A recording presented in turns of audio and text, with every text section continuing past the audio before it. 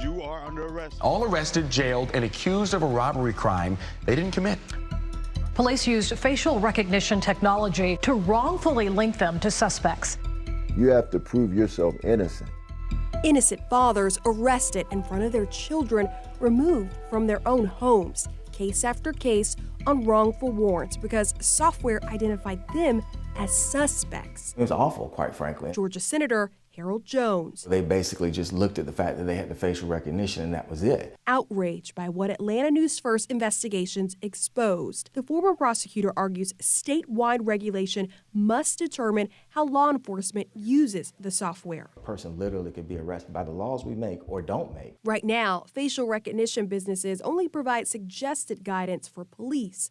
Even so, we can't rely on a private sector company because they're actually performing a public service. The police actually need corroborating evidence. So this should just be one tool. Explaining the matches from facial recognition should not be the means for a decision in a criminal case, as so often an algorithm results in false matches. Georgia State University research confirming the technology is more likely to get it wrong with people of color.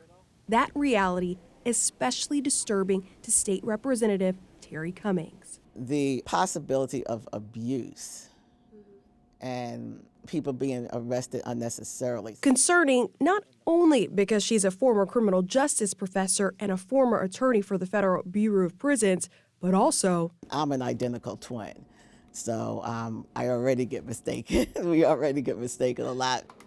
Mistaken identity, a risk too great, she says, when so much is on the line. You literally have somebody's freedom in your hands and their lives.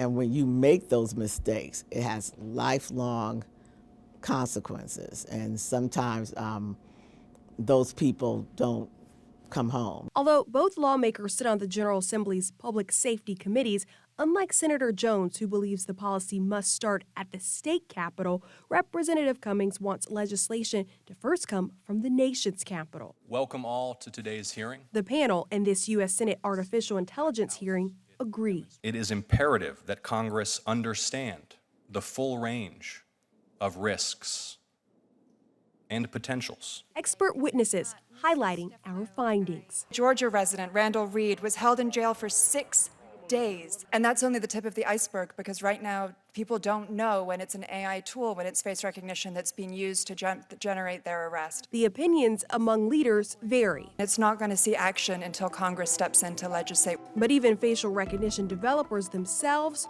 right here in Atlanta, call for oversight on how the officers are trained, what pictures can be used, and under which circumstances.